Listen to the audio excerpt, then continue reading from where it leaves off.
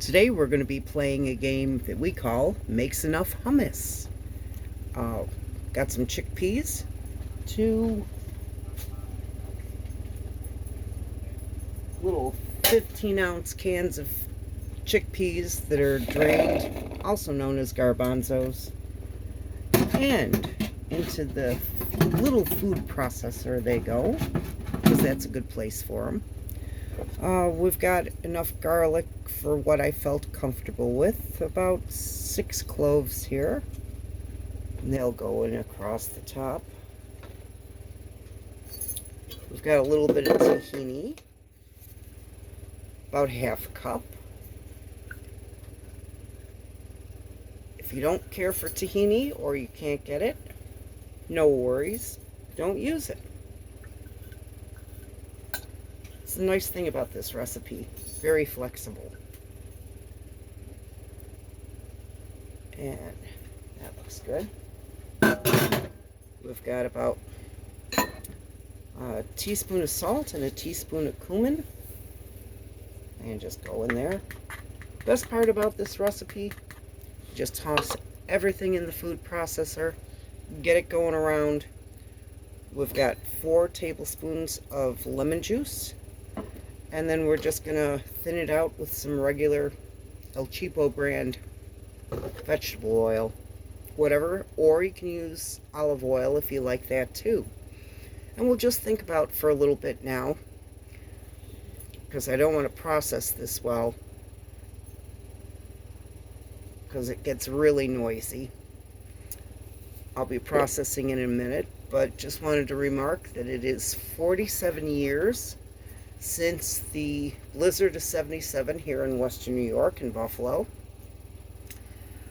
And I wanted to compare that instance and that craziness for the weather to what happened just before Christmas in 2022. Now, because of the weather in 77, Lake Erie had already frozen, and we had a ton of snow that had fallen. And basically, Lake Erie was covered with snow.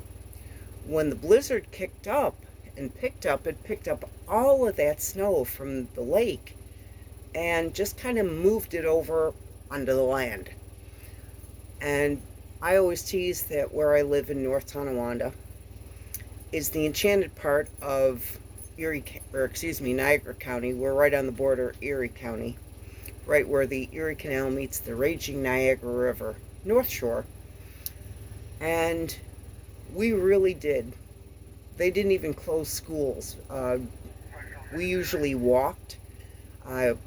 We were in junior high, my brother and I. He was in 9th grade, I was in 7th. Dad actually dropped us off because the weather was that crappy. After we were at school and there were no teachers, or barely any teachers, and no other students, they sent us home. It was about a mile from the school to the house. Took forever walking through. Now, my dad had come back up because right about the time he got back home from dropping us off at school, they closed school. Real smart in North Tonawanda. They were never known for really being sharp with stuff like that. Still aren't. Yes, I said it. So he came back up one of the main streets where we were going to be walking down, went right past each other. He never found us. We never found him. Got home. It was horrid. Mom at that time was working as the deputy city clerk in North Tonawanda. Dad had his own business, so kind of he could get back and forth to work. And pretty much within no time at all, we were home. All of us kids were home. Everybody was home. You could look out the front door, and it was about 15 feet from the front door to the street. And Mom had 2 little trees in front. You couldn't even see the trees. All that snow was blowing like that. And then after a couple days, they were able to get out with the plows in North Tonawanda. And they used to do this really cool thing.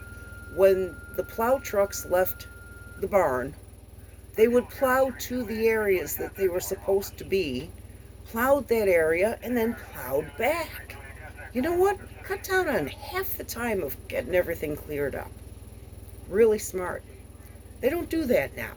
They drive to the area, clean up that little area, and then drive back. No plow down. Whatever. Not in charge. Wish I were.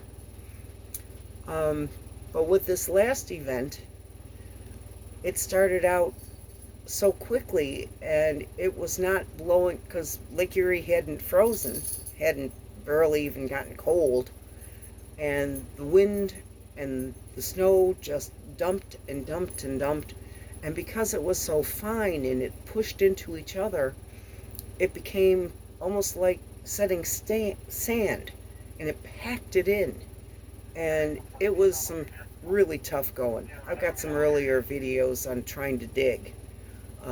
It'd be 2 hours here and you got about 10 feet. Another 2 hours and you got a little bit further, it was really just totally different. And the way that it came through, I mean, even my one neighbor had said in front of her house, which is on the other end of the block, there was actually a plow truck stuck in the middle of the street because it just came down that heavy, that fast. In a sense, if we had had rain, we would have had flooding. But it was snow. It was December.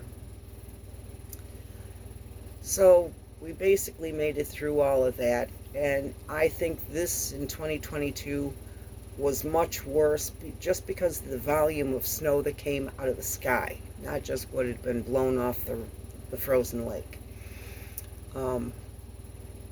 That's just how that stuff went. But I'm going to make some noise, so I'm going to grab my little lid. I'm going to pause this a minute, and then we'll get going.